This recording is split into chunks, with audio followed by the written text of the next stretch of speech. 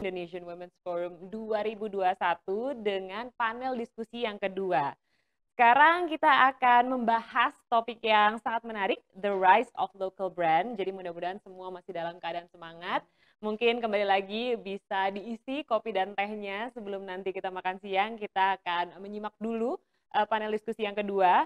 Kami akan mengundang 4 wanita hebat, para pemilik bisnis yang brandnya sedang dibicarakan. Mereka ini akan berbagi sudut pandang tentang pergeseran perilaku konsumen yang sekarang trennya ternyata lebih menyukai produk-produk lokal. Jadi belakangan merek lokal pun semakin naik daun dan penggunaan digitalisasi juga memainkan peran sangat besar pada kemunculan merek-merek lokal. Nah, kita akan bersama-sama nih menyimak insight tentang bagaimana merek lokal ini bisa berkelanjutan. Benarkah green business atau socio business akan menjadi bisnis masa depan? Nah, kita akan menyambut keempat pembicara kita. Hari ini ada Citra Subiakto, founder dari Sejauh Mata Memandang. Ada juga Melia Winata, co-founder and CMO Du Anyam. Dan juga ada Yeri Afriani, founder Kala The Label. Ada juga Ayu Utamilinggi, founder dari Rosalie Cheese. Dan sekali lagi sebagai moderator untuk sesi kedua kali ini, kembali akan saya panggilkan Ibu Peti S. Fatimah, Editor-in-Chief Femina dan Editorial Director PT Prana Dinamika Sejahtera. Langsung saja, Mbak Peti.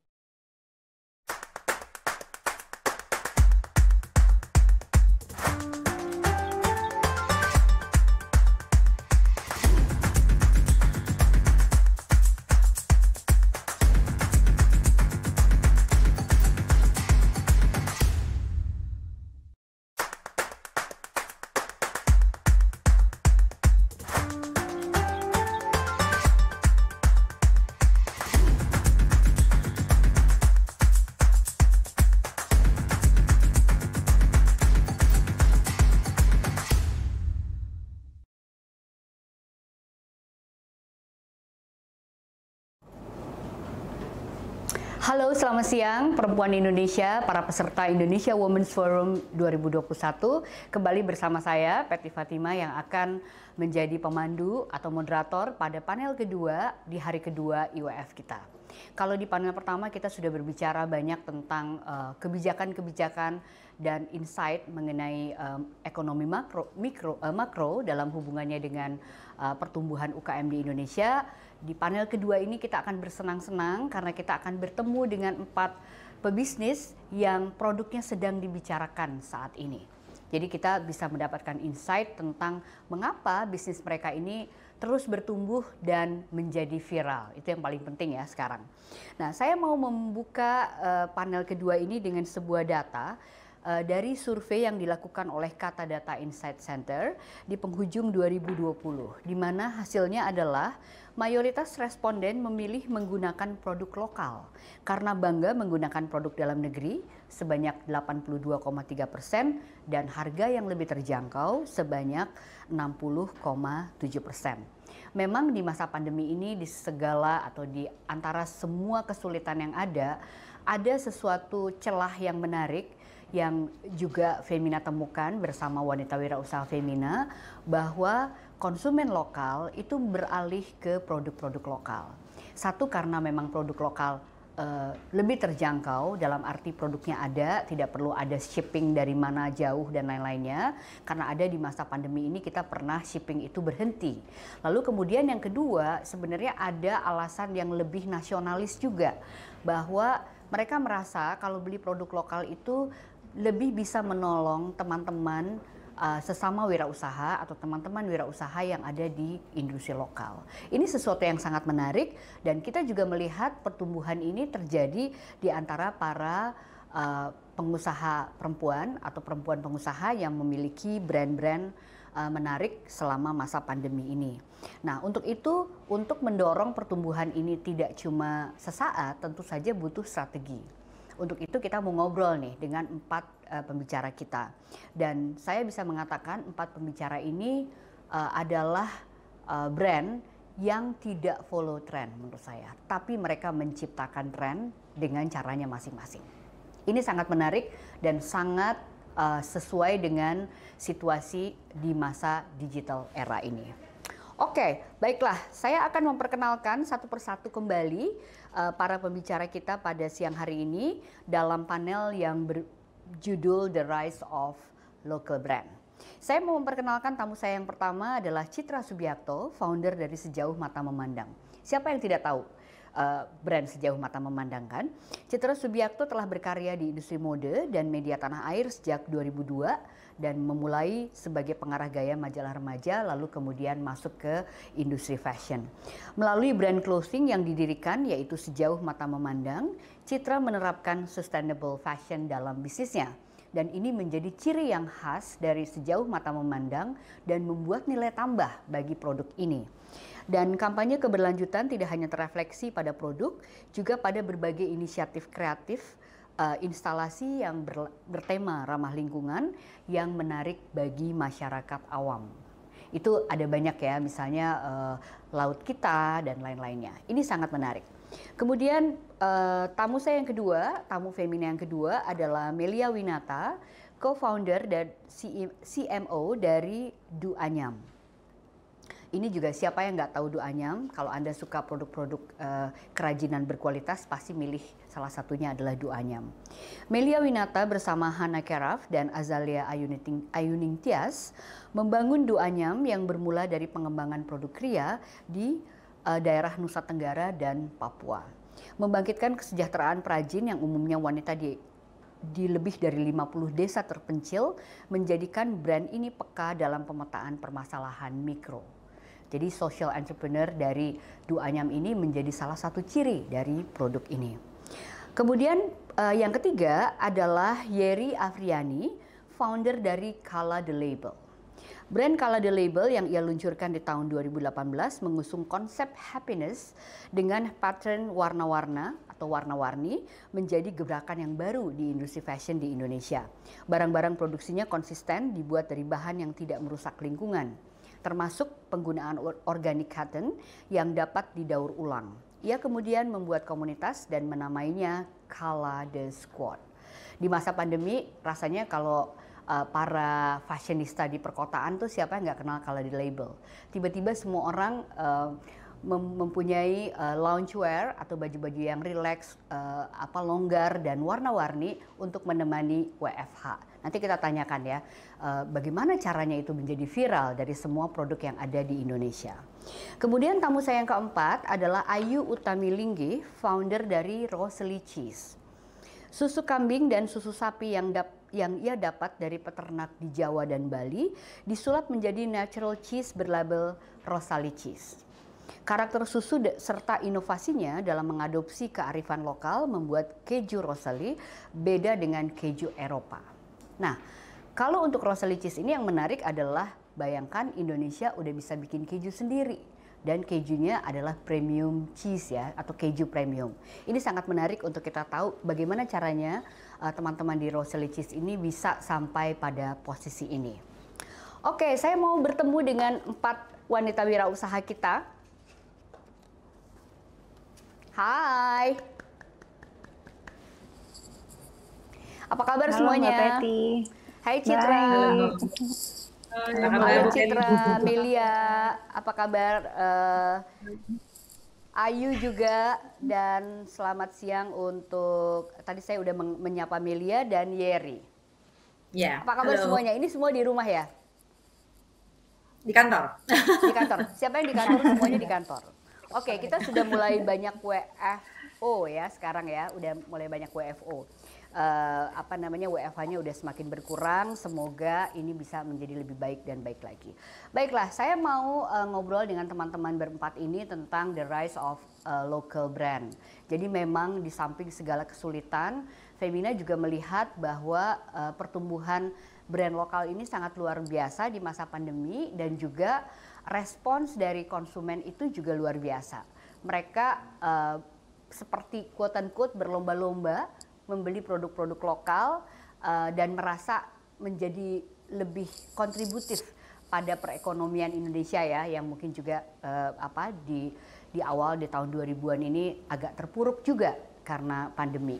Nah, saya mungkin mau ngobrol dulu dengan Yeri, Kala The Label. Yes. Saya Yes, hadir. saya hadir ya dengan bajumu yang warna-warni itu kan.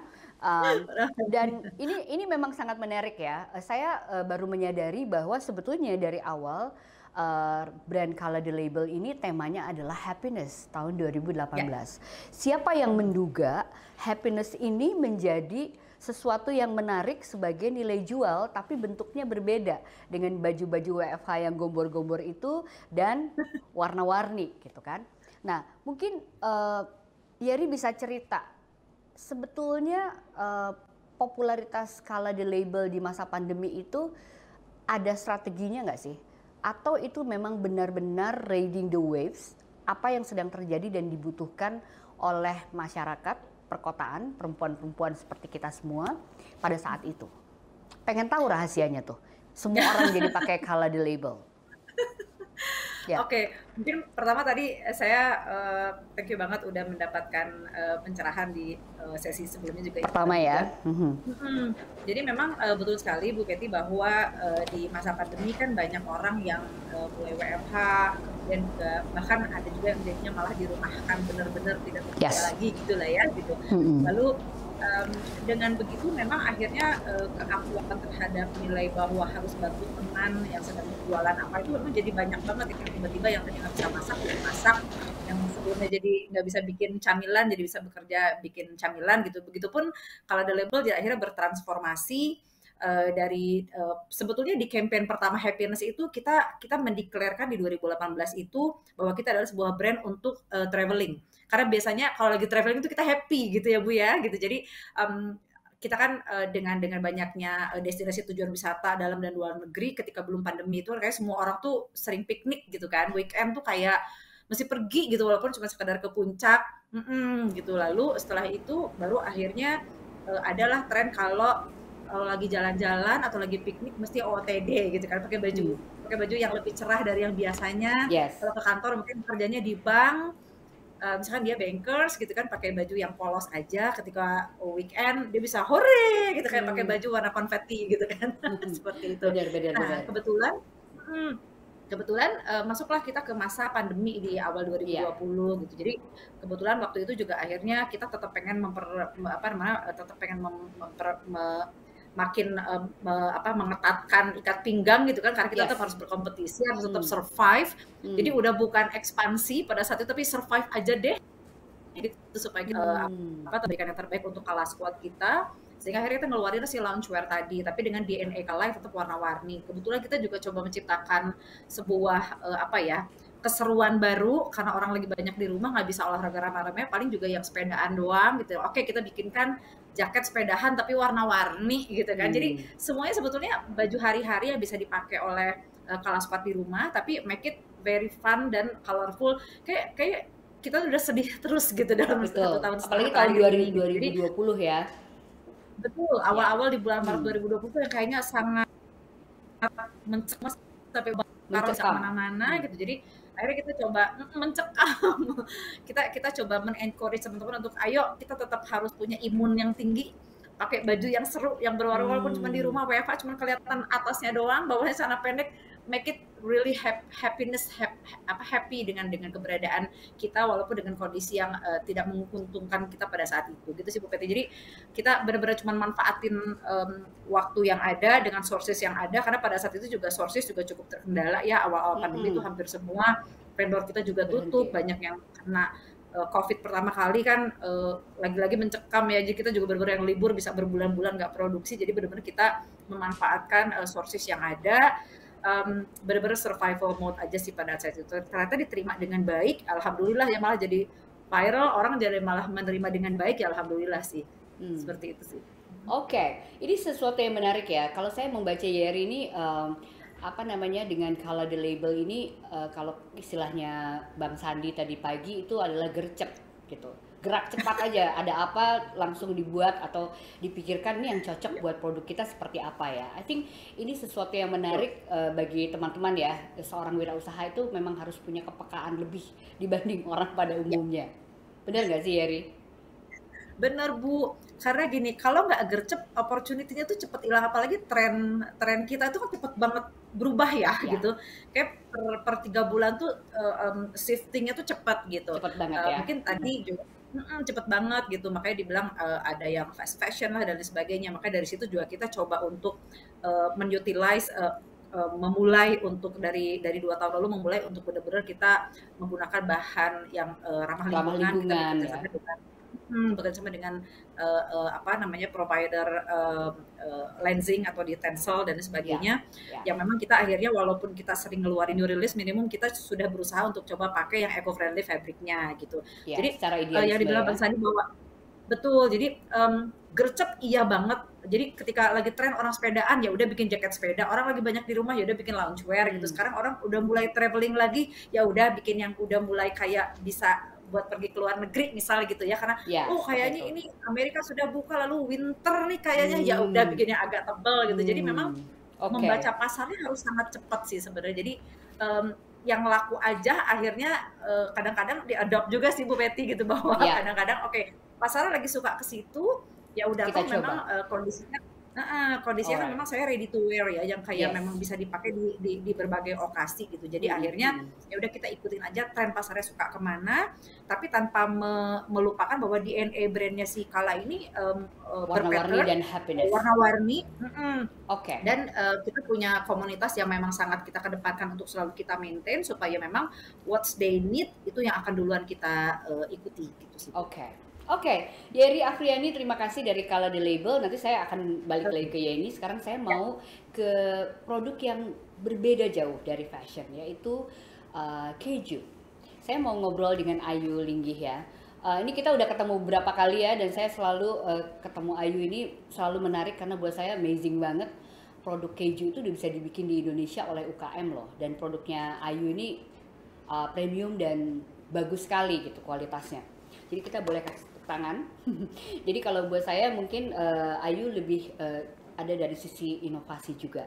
Nah, bagi teman-teman semuanya, bolehkah Ayu cerita keju ini kan belum umum ya diproduksi oleh di Indonesia oleh UKM. Kalau pabrik tentu saja sudah. Nah, seperti apa sih proses pembuatan keju di Rosali Cheese ini gitu? Jadi seperti apa dan teknologi apa yang digunakan gitu? Ini apakah Ayu ini sudah ada pabrik atau ini masih industri rumah tangga? Mungkin boleh cerita. Halo Mbak Betty, Hai apa kabar? Ayu, Jadi, baik. baik. Kalau Rosalici sendiri sebenarnya kita pembuatannya semua di Bali dan kita masih tergolong artisan ya. Jadi artinya setengah masih pakai machinery dan setengah dengan pembuatan tangan. Jadi masih ada dengan menggunakan handmade-nya. Nah, pembuatan keju itu sebenarnya dari berbagai jenis keju itu hampir sama. Yang membedakan itu adalah pada saat masa pencetakan kejunya setelah disaring dan pada saat masa pemeraman. Jadi awalnya itu cuman susu datang, terus susunya datang, kita pasteurisasi atau dimasak. Setelah itu kita kasih culture, rennet, ini seperti ragi ya kalau bikin tempe. Terus kita tungguin sampai susunya kental, setelah kental bisa disaring. Kalau ada yang tahu pembuatan tahu tuh mirip kayak gitu. Setelah disaring, kita dapat dadihnya, baru kita cetak. Nah, pada saat pencetakan ini akhirnya kita bisa membedakan keju itu mau jadi apa, keju yang rasanya kayak gimana, yang teksturnya gimana. Nah, setelah dicetak kita garemin. Garemin juga satu hal yang sangat penting dalam proses pembuatan keju. Setelah digaremin baru bisa di aging. Aging ini masa pemeraman yang juga akhirnya membuat rasa keju bisa berbeda. Sebenarnya ingredientsnya sih simple, cuman itu aja, cuman 4, cuman added ingredientsnya yang bikin keju ini rasanya bisa berbeda, dan dari segi pemrosesan agingnya juga bisa memberikan rasa dan tekstur yang berbeda gitu. Apa yang tersulit dalam proses ini? Apakah unsur kebersihan itu menjadi sesuatu yang sangat penting? Dalam arti untuk menciptakan keju yang berkualitas gitu. Kalau bersih itu udah pasti, tapi ada hubungannya nggak sih? Iya, standar bersihnya mesti, kalau kita memakai di 70%. Rosali memang sebelum COVID pun kita udah pakai protokol hygiene-nya cukup cukup strict ya, karena kan keju itu kadang-kadang orang konsumsi langsung dikonsumsi tanpa dimasak. Jadi kita untuk menjaga customer kita juga protokol hygiene-nya sangat banget. Dan apalagi sekarang kita lagi sertifikasi HACCP, jadi itu meningkatkan. Kalau tadi ditanya kita masih industri rumahan atau udah pabrikan gitu. Sebenarnya ini kita 50-50. tempatnya lokasi memang lokasi rumah, tapi kita sudah convert jadi standar pabrik gitu. Rumah yang sudah di-convert jadi standar pabrik ya. Ini sangat menarik teman-teman. Kalau nanti teman-teman punya kesempatan harus dicoba nih, beneran deh. Ini semua produknya empat-empatnya keren, dan kalau mau makanan bisa coba. Ayu, nanti saya akan kembali ke Ayu ya. Saya mau ngobrol dengan Melia. Biasanya saya ketemu Azalia nih kalau di Wanita Wirausaha Femina. Ini pertama kali saya ketemu Melia, co-founder dan CMO dari Duanyam. Duanyam ini kan sangat menarik ya. Bisnisnya adalah mengembangkan produk kria dan langsung memberdayakan perajin-perajin di Indonesia Timur. Saya tahu itu pasti jalannya tidak mudah gitu. Nah, pertanyaan saya pertama adalah seperti ini. Sebenarnya tanggung jawab mengembangkan ekonomi perajin itu seberapa sulit sih? Karena saya lihat yang seperti Duanyam itu sebenarnya banyak di Indonesia. Tapi yang terlihat sustain dan produknya juga sustain tuh salah satu yang terbaik adalah Duanyam gitu. Nah, itu tuh bagaimana menjaga konsistensi dan keberlanjutan bisnis ini gitu. Karena kan semua produknya Duanyam tergantung kepada mama-mama itu gitu kan. Saya ngebayangin itu pusing banget pasti gitu karena banyak. Mungkin Melia bisa cerita, silakan. Ya, terima kasih banyak Mbak Peti. Terima kasih kembali sudah diundang ke dalam acara ini. Saya senang sekali untuk bisa hadir di sini. Nah, kalau di Duanyam sendiri memang tahun ini kita sudah masuk tahun ke-7 ya Mbak Peti. Jadi kita berdiri di tahun 2014. Ya, time flies ya. Time flies. Bermula dari hanya satu desa dengan 8 ibu-ibu penganyam, sampai saat ini kita sudah memberdayakan lebih dari 1.400 ibu-ibu penganyam di lebih dari 50 desa di 3 provinsi di Indonesia. Dan memang value daripada Duanyam sebagai social enterprise ini adalah kita memiliki 3 pilar. 3 pilar Duanyam itu adalah untuk memberdayakan perempuan, meningkatkan kesejahteraan hidup, terutama untuk perempuan dan anak-anak, dan yang ketiga adalah promosi budaya. Nah, tentunya di dalam sebuah konsep social enterprise ini, kita perlu untuk memahami bahwa value daripada social impact dan value daripada sebuah bisnis itu tuh beratnya tuh sama, weight-nya tuh sama gitu, sehingga untuk kita bisa menjadi sebuah sustainable social enterprise, kita perlu sangat untuk memperhatikan bagaimana caranya menjalankan sebuah usaha yang sustainable, yang memang bisa terus dikerjakan oleh para perajin. Nah, dari awal mulanya itu, Duanyam itu selalu memberdayakan perempuan ini dengan mengajari mereka cara memancing ikan. Jadi tidak memberikan mereka ikan langsung, dalam bentuk donasi atau charity begitu ya, tetapi kita mengajarkan mereka bahwa you need to earn this. Jadi kita memetakan apa sih sebenarnya yang menjadi isu yang terjadi di masyarakat sekitar, masalah sosial ekonominya itu seperti apa, dan kita lihat bahwa kesehatan gizi buruk itu menjadi salah satu yang menjadi permasalahan utama kenapa akhirnya Duanyam berdiri. Nah, dari situ kita mencoba untuk memetakan dengan adanya permasalahan kesehatan gizi buruk ini, bagaimana sih caranya kita untuk membantu nih meningkatkan kesehatan gizi tersebut, dan ternyata salah satu caranya adalah itu dengan menyediakan alternatif pekerjaan di luar pekerjaan ibu-ibu sehari-hari, seperti ibu rumah tangga atau kerja ladang. Nah, dari situ kita melihat, oh, ibu-ibu ini punya keterampilan. Keterampilannya salah satu yang menjadi kearifan lokal dan budaya setempat itu pun merupakan keterampilan menganyam. Nah, dari situ kita coba, kita pilot dulu di satu desa, di mana kita mencoba nih tes pasar. Sebenarnya seberapa besar sih produk kerajinan anyaman ini bisa dibutuhkan atau diinginkan oleh pasar. Karena yang paling penting juga adalah ketika kita mau membangun sebuah usaha, we also need to understand market demand-nya tuh sebesar apa. Karena ini yang nantinya akan menjadi cycle. Ketika marketnya ada, meaning ibu-ibu bisa terus produksi. Nah, jadi kita selalu mencari itu dari sejak Duanyam berdiri. Nah, salah satu kuncinya adalah sampai 7 tahun ini kita berdiri, tentunya kita harus adaptif ya, dan terus berinovasi dari segi desain produk, di mana ibu-ibu tadi sebenarnya sudah punya keterampilan menganyam. Mereka itu biasanya menganyam kayak keranjang untuk dibawa menyimpan hasil kebun misalnya, atau dibawa ke kebun untuk panen. lalu misalnya mereka untuk upacara adat. Jadi sebenarnya keterampilan itu tuh udah ada, tapi apakah apa yang biasanya mereka buat sesuai dengan keinginan pasar? Nah, jadi perlu inovasi dan adaptif juga ya, kita melihat produk-produk apa yang diinginkan oleh pasar, lalu konsistensi di dalam kualitas. Tadi Mbak Peti juga sempat mention bahwa kita sangat mengutamakan kualitas dari produk kita, di mana we realize that at the end of the day, dalam menjalankan sebuah social enterprise ini, kita juga menjalankan sebuah usaha atau bisnis, di mana kompetitor kita tuh juga pasti banyak. Kita tidak hanya bisa ibaratnya menjual story ya, people also need to love our products, karena kalau kita hanya menjual story bahwa kita membantu ibu-ibu, mereka mungkin beli satu kali, Mbak Peti mungkin beli satu kali, dua kali, ya udah dia bantuin 2 jam gitu. Tapi when we actually create produk yang memang diinginkan oleh pasar, sesuai juga dengan apa yang dibutuhkan dari segi ukuran, fungsi, colors misalnya, ini akan menjadi sebuah usaha yang akhirnya bisa berkembang dan terus tumbuh gitu.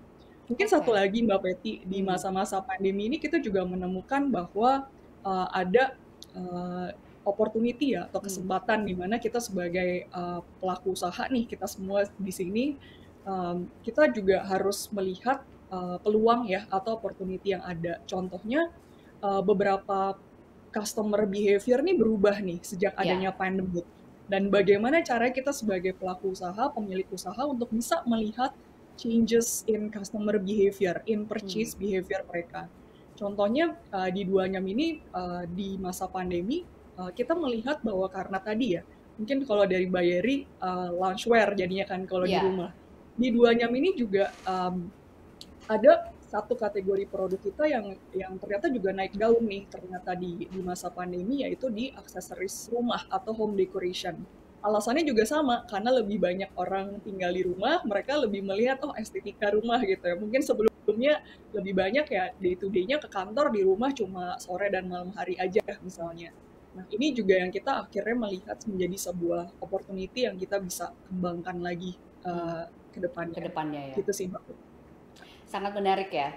Jadi sesuatu yang persoalan klasik dari pagi hari tadi Mbak Afiliani, seorang ekonom, udah ngasih tahu bahwa apapun yang kita jual, kita harus tahu pasar kita itu siapa. Gitu. Jadi market research dan segala hal yang berkaitan dengan itu memang sesuatu yang sangat penting kalau bisnis kita mau sustainable. Tadi udah disampaikan oleh Melia dengan sangat gamblang. Dan yang kedua, kalau kita bekerja sama dengan pihak kedua, misalnya perajin, memang harus punya tujuan yang sama. Jadi si perajin itu dari awal udah tahu tujuannya untuk apa gitu kan, Melia mungkin ya. Jadi dispute-nya tuh nggak terlalu banyak karena sama-sama berjalan dari titik yang sama ya. Ya, kira-kira mungkin begitu ya. Jadi teman-teman yang juga bekerja dengan para perajin, tipsnya Melia ini bisa dipakai. Saya sekarang mau ke kawan lama saya nih, Citra. Cit, kalau ngobrol sama kamu kan selalu kita ngomong tentang sustainable fashion, tentang lingkungan dan segala macam gitu. Dan itu sepertinya sudah embed yang bagian yang tidak terpisahkan dari Sejauh Mata Memandang gitu. Dan apa yang dilakukan oleh Sejauh Mata Memandang dalam soal ini itu tuh kelihatan sudah konsisten gitu, dan waktunya nggak cuma setahun 2 tahun gitu. Nah, mungkin saya pengen Citra mengelaborasi sebetulnya kalau dilihat sekarang juga dengan perubahan pola konsumen dalam mengonsumsi produk, mereka lebih aware terhadap produk itu asalnya dari mana, dibikin seperti apa dan segala macam gitu. Sebenarnya peluang bisnis fashion yang cirinya ini ramah lingkungan tuh sebesar apa, Cit? Dan bagaimana kita bisa terus membangun bisnis yang semacam itu, karena saya pikir ini tidak mudah gitu kalau memang benar-benar mau sustainable dalam pengertian sesungguh-sungguhnya ya. Silakan, Cit. Oke, halo Mbak Peti. Lama banget kita nggak ketemu ya. 2 tahun kita nggak ketemu selama masa COVID. Iya. Aduh, ini dengar Melia, Yeri, Mayu, aku rasanya kayak aku nggak perlu ngomong ada di sini, udah pinter-pinter banget ngomongnya. Tahu nggak Mbak, aku tuh selalu kenapa bikin pameran? Karena aku nggak pinter ngomong kayak Melia, Yeri, dan Ayu. Lebih visual ya Citra ya? Iya. Kalau datang ke pameran mereka tinggal lihat tulisannya, lihat pamerannya, udah kita nggak perlu jelasin. apa ya? Jadi sebenarnya kan dengan pandemik ini ya Mbak ya, kita kan kita semua merasakan kesusahan, kesedihan yang sama gitu dari seluruhnya gitu. Jadi sebenarnya ini kan kayak kesempatan buat kita semua untuk lebih terbuka ya matanya tentang apa yang udah kita lakuin, apa yang belum kita lakuin, dan apa yang bisa kita lakuin ke depannya gitu. Dan semuanya itu kan kita juga berarti kayak apa ya, kita kayak belajar dari kesalahan kita atau dari sebelumnya langkah kita tuh belum tepat gitu. Jadi saya merasa pandemik ini benar-benar membuat banyak orang, bukan hanya orang-orang yang peduli atau untuk lebih terbuka kepada apa ya, kondisi kita nih ke depan nih. Mungkin bukan kitanya sih mungkin nggak apa-apa ya, tapi nanti di masa depan generasi yang mendatang itu kan mereka yang lebih ngerasain gitu. Jadi dan mungkin tadi ngomongin tentang sustainability, sebenarnya saya mau bilang saya mungkin nggak mau nyebut diri saya tuh kita tuh adalah sustainable gitu, karena semakin saya baca ya Mbak tentang sustainable itu, makin bingung gitu kayak, karena gini, misalnya kita ngasih contohnya di kantor kita listriknya masih yang ada gitu, atau dengan kita mengirim terus begitu kita ngirim produk kita juga dengan masih dengan bensin footprint gitu. Jadi iya gitu, jadi kita carbon footprintnya tuh aku masih banyak banget gitu. Tapi yang penting adalah kita sama-sama untuk belajar bahwa kita harus berproses lebih bertanggung jawab gitu. Jadi kita lebih lebih sadar sedikit-sedikit, nggak harus langsung masif, karena itu juga susah ya, karena kita udah hidup di dunia yang emang udah nggak sustainable gitu. Dan membutuhkan uang juga kan, modal yang tinggi ya. Betul, jadi kita harus melakukan apa yang kita bisa gitu. Misalnya tadi dari seperti Yeri tadi udah bilang, misalnya dari penggunaan, pemilihan bahannya gitu. Jadi kalau kita sekarang lagi mempelajari yang namanya juga circular economy ya. Iya, dimana kalau biasanya kita mungkin zaman dulu atau perusahaan-perusahaan yang konvensional itu kalau mendesain itu kan mungkin hanya berpikir desain, produksi, pakai, buang gitu. Tapi sekarang kita udah mulai mesti berpikir secara berputar gitu. Gimana sebuah produk itu desain, dipakai, tapi tidak dibuang, tapi mungkin bisa dibikin lagi jadi sesuatu yang baru, upcycle atau recycle. Gitu.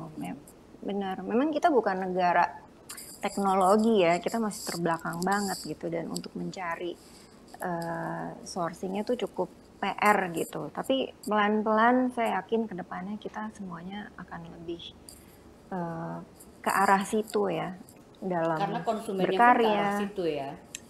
Betul, karena semuanya juga udah mulai terbuka gitu. Dengan adanya pandemik ini kan semua orang lebih sadar ya gitu, bahwa kita harus pikir bukan hanya saat kita membuat atau membeli produk, tapi kita juga harus pikir hasil akhirnya itu gitu, karena hasil akhirnya mungkin kita nggak merasakan dalam dekade ini gitu, tapi kan untuk generasi yang mendatang ya. Lebih seperti itu sih. Menarik ya. Jadi memang kalau kita ini suatu catatan yang perlu digarisbawahi gitu. Ketika sebuah produk diberi label quote unquote sustainability fashion, itu sebetulnya mengandung banyak banget tanggung jawab di situ gitu. Tetapi tadi Citra juga mengatakan bahwa kita bisa mulai dari kecil, kita nggak bisa langsung semuanya gitu, karena proses itu pasti perlu waktu dan perlu pikiran dan segala macam gitu. Dan ini memang menarik karena konsumen kita udah sedikit demi sedikit sudah mengarah ke arah situ juga ya. Dia kepengen tahu baju yang dia pakai, barang yang dia pakai itu dampaknya terhadap lingkungan misalnya, dan lain-lainnya gitu. Ini sesuatu yang menarik. Citra, saya mau bertanya satu lagi sebelum saya berpindah ke Yeri. Ada satu pendapat atau suatu data yang mengatakan bahwa orang membeli produk itu karena emotional value, bukan hanya fungsinya itu sendiri gitu. Dan semakin modern sebuah masyarakat, emotional value itu menjadi lebih besar gitu. Orang harus ada purpose, kenapa gue beli ini, kenapa gue nggak beli itu, atau kenapa gue nggak membeli itu gitu. Citra bisa mengelaborasi ini nggak berdasarkan pengalaman dengan sejauh mata memandang? Iya, sebenarnya kan kalau sebuah pakaian ya, pakaian itu kan sebenarnya hanya atasan, bawahan, terusan, sesimpel itu kan gitu. Jadi sebenarnya orang itu lebih membeli sebuah story, sebuah cerita gitu. Pakaian ini inspirasinya dari apa, atau produk ini dibuat oleh siapa gitu. Jadi cerita itu yang harus kita bagikan atau share ke teman-teman kita gitu, tentang kalau misalnya kita cerita bahwa kita berusaha untuk misalnya membuat produk yang lebih bertanggung jawab gitu, dan misalnya dia tidak akan menjadi sampah, seperti itu sih. Jadi kayak saya juga pernah ngeliat ada sebuah produk yang lucu banget ceritanya. Dia cuma bilang, oh ini kita dibikin aksesoris ini dibikin oleh ibu dan anak yang hobi pakai jewelry, terus mereka akhirnya saya baca itu aja, saya beli gitu dengan karena senang aja gitu dengan ceritanya. Lucu banget ya, ini ibu anak kompak banget gitu. Jadi gimana kita bercerita narasi gitu tanpa muluk-muluk ya gitu. Cuman orang akan membeli sebuah cerita gitu. Lebih itu sih rasanya. Iya. Jadi emotional value itu juga karena orang kepengen tahu apa dibalik semua barang yang dia miliki kan gitu ya Citra ya. Apalagi kalau sekarang tuh memang rata-rata kita sendiri barangkali kalau beli baju pengen gitu atau beli produk makanan atau beli produk rumah tangga, kita akan pengen tahu gitu. Seperti itu. Oke, terima kasih banyak Citra, dan ini bisa jadi satu notes buat teman-teman bahwa storytelling itu sesuatu yang sangat penting di era ini untuk membuat produk kita menjadi beda. Saya mau ke Yeri bertanya tentang komunitas. Tadi Yeri mengatakan bahwa kalau di label itu ada Kala Squad. Kalau di kantor kami ada Gadis Squad. Itu anak-anak gadis sampul itu bilangnya Gadis Squad. Nah, pengembangan komunitas ini memang menjadi salah satu cara modern bagi banyak bisnis, gitu ya. Saya kira teman-teman Citra, Melia, Ayu juga melakukan hal yang sama dengan cara yang berbeda, gitu. Saya ingin tahu dari Yeri itu bagaimana Anda memberdayakan Kala Squad ini dalam mengembangkan produk dan membuat produk ini dikenal secara luas. Itu gimana tuh? Jadi sebenarnya mungkin kita bisa BTW sebelumnya saya dengerin Mbak Citra ngomong adem deh kayaknya Mbak. Langsung ya. Langsung peace, kayaknya damai gitu. Hati ini. Sedangkan saya meledak-meledak nggak jelas gitu ya, mohon maaf Ibu. Jadi kita kan lagi tren sosial media ya Bu Peti ya, dalam 2-3 tahun terakhir ini kayaknya apa yang ada di sosial media itu diikutin gitu ya, tanda kutip ya, walaupun kadang-kadang ngikutinnya ada yang benar ada yang enggak gitu kan ya gitu. Tapi kita ngomongin yang baiknya saja. Nah, kebetulan tren influencer atau KOL itu tuh kan lagi jadi tiba-tiba merebak gitu, apa yang dipakai sama si influencer ini atau YouTuber siapa gitu. Jadi yang menjadi kayak bagus aja gitu ya. Mungkin jadi panic buying atau apapun itu bahasanya, tapi intinya jadi mereka punya kekuatan untuk bisa mendirect gitu kan produk apa yang jadinya akhirnya dibeli sebagai consideration oleh si customer kita. Nah, saya pada saat itu kepengen supaya, karena memang balik lagi lahir 1 tahun lalu keburu pandemi gitu kan Bu Peti, jadi ya kayak yang kaget gitu, kayak baru lahir kok udah pandemi gitu. Jadi akhirnya kayak mesti switching strateginya jadi sangat banyak gitu, termasuk salah satunya itu ingin memanfaatkan teman-teman KOL dan influencer ini tapi ke hal yang jauh lebih baik gitu. Jadi akhirnya kenapa waktu itu kita benar-benar berpikir bahwa kita harus sangat menjejekin si kaki sebagai Kala Squad ini supaya minimum, kadang-kadang gini kan gitu, pada saat zaman sering antar anak ke sekolah gitu, ketika dia pakai bajunya keren, ibu-ibu yang ngantar di sekolah itu bajunya lucu apa sih, itu kan sebenarnya KOL sesungguhnya yang ngasih gitu, influencer sesungguhnya dibandingkan dengan apa yang mereka lihat di Instagram. Jadi akhirnya Kala Squad ini saya jadikan sebagai tools untuk berpromosi sebenarnya. Jadi word of mouth, dan mereka as a truly KOL sebenarnya gitu. Despite of kita harus bayar si influencer siapa atau artis siapa gitu kan, yang pada saat itu juga memang kebetulan juga saya nggak mampu buat bayarnya gitu. Dan memang akhirnya dengan produk yang Anas seperti Mbak Citra tadi sempat sampaikan bahwa kalau produknya memang baik ya kadang-kadang tidak jadi mengenai cuma sekedar story gitu ya Mbak Citra ya gitu. Jadi story-nya baik, produknya juga baik gitu. Ya itu mah udah aja jadi dengan sendirinya the whole package jadi baik gitu. Jadi kenapa akhirnya si Kala Squad itu kita makin makin di-maintain karena supaya engagement-nya selalu ada gitu. Dan kita kan kadang-kadang sosial media algoritma nggak karu-karuan gitu, tapi minimum kita punya customer base yang memang sudah setia sama kita, sudah loyal sama kita. Apapun yang kita coba introduce produk kita, mereka duluan yang akan tangkep gitu loh Bu Pet sebenarnya. Jadi kayak punya base gitu.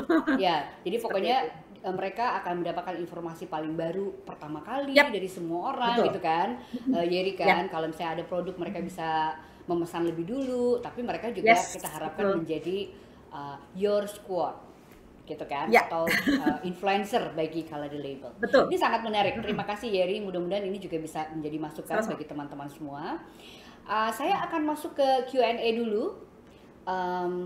Saya punya satu pertanyaan yang saya ingin dijawab oleh Melia dan Ayu. Ini dari Rasti Bandung, namanya sesasesa.id. Kebetulan banget ada sejauh mata memandang produk yang saya usung juga based on reduce, reuse, recycle. Ya, itu pengantarnya.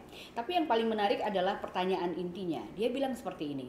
Bagaimana sih cara menyeimbangkan profit dengan tetap berpegang teguh pada konsep atau prinsip produk yang selected market? Nah, ini saya pengen nanya karena selected market ini pada Du Anyam dan juga pada Rosalicis. Mungkin bisa mulai dulu dari Melia.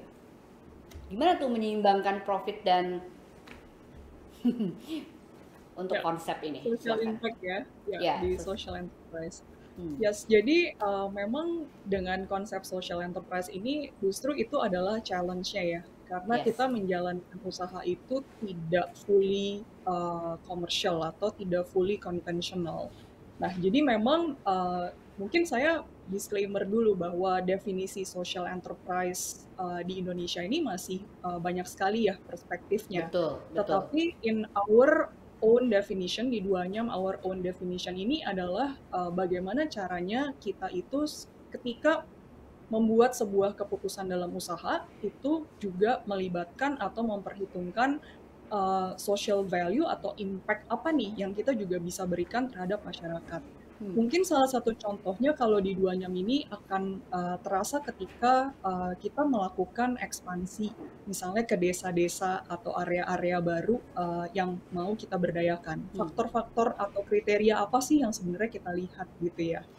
Jadi berpegang pada value dari our own definition tadi ya about social enterprise, bahwa kita memegang teguh 3 pilarnya Du Anyam, yaitu pemberdayaan perempuan, peningkatan kesejahteraan, dan juga promosi budaya. Jadi setiap kali kita melakukan ekspansi, ibaratnya ekspansi produksi kan ekspansi bisnis berarti benar. Itu kita akan melihat social impact atau value apa yang kita bisa berikan kepada community tersebut di luar economic empowerment. Jadi contohnya kalau di Kalimantan Selatan, jadi tahun 2020 yang lalu kita melakukan ekspansi ke Kalimantan Selatan, dan memang konsep dari Du Anyam ini adalah kita selalu ingin mengangkat kearifan lokal, kerajinan tangan dari daerah setempat. Jadi dari bahan bakunya itu adalah bahan baku lokal, keterampilannya atau motif anyamannya pun itu adalah memang tradisi lokal. Jadi kita juga sambil promoting dan preserving the local culture gitu ya. Nah jadi di Kalimantan Selatan ini specifically bahan baku yang kita gunakan itu memiliki environmental value yang sangat penting itu untuk menjaga ekosistem lahan gambut. Nah ini kan spesifik ya tuh an area gitu. Di NTT nggak ada nih karena nggak ada hutan hujan tropis gitu. Adanya di Kalimantan Selatan. Nah ternyata dengan ada pemanfaatan kerajinan tangan melalui anyaman purun ini, selain tadi meningkatkan sustainability dari kesejahteraan para perajinnya dan juga dari bahan bakunya ya, ini sebenarnya juga mengincentivize para masyarakat yang tinggal di daerah sekitar lahan gambut untuk selalu menanam ulang tanaman purun ini. Jadi tujuan dari tanaman purun ini adalah menjaga lahan gambut ini supaya tetap basah sehingga mengurangi potensi kebakaran hutan yang biasa kita sering dengar ya, yang sering terjadi kebakaran di daerah Kalimantan dan Sumatera. Jadi setidaknya kita mencoba untuk berkontribusi lah sedikit demi sedikit, dan kita melihat permasalahan setempatnya itu apa, dan perlu di-clearkan juga gitu matriks dari social impact value-nya seperti apa yang kita inginkan dari komunitas. Mungkin gitu sih, Mbak Peti. Yes. Jadi economic impact itu juga harus dilihat social impact-nya kalau untuk kasusnya Duanyam ya. Oke, terima kasih Melia. Saya mau ke Ayu Linggi, mungkin bisa singkat padat karena produk Anda juga kan konsumennya tertentu gitu ya. Itu bagaimana tuh menyeimbangkan antara profit dan hal-hal yang lainnya gitu. Prinsip atau konsep dari produk. Kalau dari Rosali sendiri, memang yang kita kedepankan value-nya itu kan natural dengan local twist, quality, dan slow fermentation. Dan kalau cheese itu memang nggak bisa bohong dan nggak ada shortcut. There's no way that we do the shortcut untuk aging. Jadi memang agingnya itu yang bikin si keju itu enak. Jadi kita pasti akan tetap mengedepankan value, dan dengan adanya COVID ini justru malah kita membantu peternak-peternak di Bali, menumbuhkan peternak di Bali. Jadi dulu di Bali itu nggak ada yang mau beternak kambing, nggak ada yang mau beternak, mungkin yang mau main ke agriculture jarang banget ya, karena lebih tertarik untuk ke pariwisata. Jadi pada saat COVID ini kita malah punya partner farm di Bali yang sebelumnya kita mostly di Jawa Timur. Jadi dengan adanya ini itu kita yakin banget source milk-nya lebih dekat, berarti kualitas keju kita juga akan lebih baik. Jadi kita menyeimbang lebih baik gitu. Jadi kalau dari sisi keju udah nggak bisa di-cheat sih, itu memang harus perlu waktu untuk memiliki produk yang kualitasnya baik. Dengan sendirinya proses produksi itu akan mengarah ke situ gitu ya, Ayu ya? Iya benar. Yes. Kalau keju kita nggak bisa cheat soalnya. Oke, terima kasih banyak. Ini pertanyaan terakhir, saya akan menyerahkannya ke Citra untuk wrap up apa yang kita obrolkan hari ini. Citra, kita ngomong tentang desain kontemporer ya. Bagaimanapun sekarang produk yang disukai oleh publik adalah yang kontemporer, apapun bentuknya, apapun jenis produknya. Mungkin Citra bisa kasih pandangan singkat padat mengenai bagaimana sih kita bisa mengembangkan produk kita agar kelihatan kontemporer ini gitu. Entah itu produknya berasal dari kearifan lokal atau produk-produk lain, itu seperti apa Citra? Pengalaman dengan sejauh mata memandang. Sebenarnya setiap produk itu kan punya kekuatan dan pangsa pasar sendiri beda-beda ya. Gitu. Dan ya betul. Dan yang penting sekali itu menurut kita semuanya juga di sini berempat, penting banget adalah satu originalitas, juga komunikasi, dan perjalanan sebuah produk itu semuanya kan pakai proses ya. Kita semua nggak ada yang instan gitu. Ya. Dan jadi semuanya perlu pakai waktu, udah gitu supaya rasanya tuh sebuah produk itu nggak hanya menjadi sebuah tempelan aja gitu. Ya. Dan kontemporer itu juga sebenarnya semuanya harus disesuaikan dengan keadaan kita sekarang ini ya gitu. Ya. Jadi memang harus peduli tentang berpikir secara circularity gitu, dan harus selalu tetap open minded, jangan close minded karena dunia terus berputar gitu. Dan kira-kira itu sih gitu. Jadi jangan juga cepat puas dengan dengan kata sukses gitu, karena sukses itu kan itu relatif ya, itu seperti kayak comfort zone gitu. Jadi jangan jadikan itu sebagai tolak ukur gitu, supaya kita nggak terjebak dan jadinya udah nggak ada ruang lagi untuk bergerak gitu. Dan jadilah bagian dari solusi bukan polusi. Oke. Jadi jadilah bagian dari solusi bukan polusi. Itu sangat menarik. Saya harus mengakhiri panel kita yang sangat menarik ini, teman-teman. Terima kasih sekali lagi untuk 4 wanita wirausaha yang sangat menarik kita explore perjalanan bisnisnya. Terima kasih untuk Citra Subiakto, founder dari Sejauh Mata Memandang, kemudian Melia Winata, co-founder dan CMO dari Duanyam, Yeri Afriani, founder dari Color the Label, dan Ayu Utami Linggi, founder dari Rosali Cheese. Mudah-mudahan obrolan kita yang singkat padat ini bisa memberikan masukan untuk teman-teman semua yang sudah hadir di Indonesia Women's Forum hari kedua panel yang kedua. Sekali lagi terima kasih, thank you girls, terima kasih banyak Yeri, Citra, Melia dan Ayu. Kita mudah-mudahan bisa bertemu lagi dalam waktu dekat. Saya Peti Fatima undur diri, sampai ketemu besok. Selamat siang.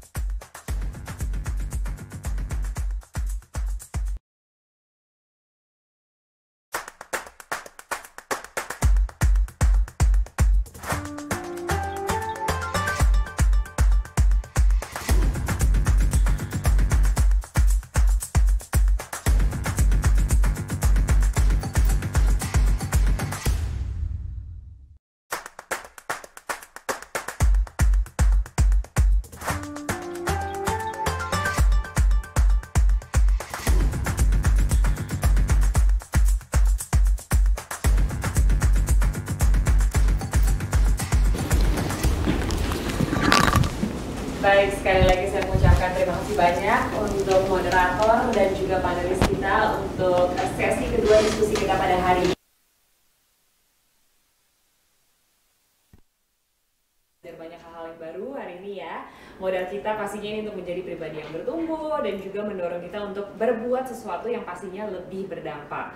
Nah, setelah ini pada pukul 13 nanti Anda bisa mengikuti rangkaian kegiatan IWF dalam seri Masterclass. Silakan juga Anda bisa main-main ke Virtual Fest. Ada banyak toko virtual dari para partner kami di sana. Jadi happy shopping, selamat bersenang-senang. Conference IWF 2021 hari ketiga akan kembali besok. Jadi hari esok ini temanya adalah Women in Fast Changing Society. Jadi ini ditujukan khusus untuk para wanita dan ini saatnya para wanita berani untuk speak up, berkolaborasi pastinya untuk membawa perubahan. Silakan Anda bisa melihat informasi lebih lanjut di Instagram iwf.connect dan Femina Magazine juga. Jangan lupa juga untuk follow akun-akun ini dan yang belum mendaftar untuk IWF hari ketiga silahkan lakukan setelah ini. Untuk semua peserta IWF 2021 baik conference maupun juga masterclass yang hadir akan mendapatkan redeem code dari Tokopedia Home Living Celebration mulai transaksi dari 3,2% hingga Rp250.000. Itu dia, transaksi dari 3,2% hingga Rp250.000, minimal purchase Rp50.000. Dan jangan lupa juga untuk mengisi survei pada link yang akan dikirimkan melalui email yang terdaftar dan dapatkan kesempatan untuk memenangkan 1 balanced biome scan dari Nusantix dan juga 4 hampers menarik dari IWF untuk 5 pengisi survei yang beruntung. Dan izinkan saya juga mewakili Indonesian Women's Forum 2021, Femina dan PT Prana Dinamika Sejahtera untuk mengucapkan terima kasih kepada mitra kerja yang telah mendukung terselenggaranya acara hari ini. Blue Band, Kementerian Komunikasi dan Informatika Republik Indonesia, Bio Oil, Zendit, Tokopedia, Bunga Sari, para knowledge partner, McKinsey & Company, UN Women Indonesia, Ibu-Ibu Kota Awards, Serikandi BUMN, IWAPI, Endeavor Indonesia, Himpunan Desainer Interior Indonesia DKI Jakarta, The Golden Space Indonesia, Personal Growth, dan juga partner pemerintah, Kementerian Ketenagakerjaan Republik Indonesia, Kementerian Perempuan dan Perlindungan Anak, dan juga Kementerian Pariwisata dan Ekonomi Kreatif. Partner komunitas DP3 AKB Jawa Barat, Indonesian Council for Small Business, Serikandi BUMN, Komunitas Fashion Berkelanjutan Empu, dan Perhumas Indonesia. Dan juga kepada partner media kita, ada Metro TV, ada Women by Narasi, Magna Channel, Prestige Indonesia, Geometry, Great Mind, Kumparan Woman, Mommy's Dailies, dan juga Luxina ID. Terima kasih banyak untuk partisipasinya hari ini. Saya Shana Suartono undur diri. Sampai jumpa besok.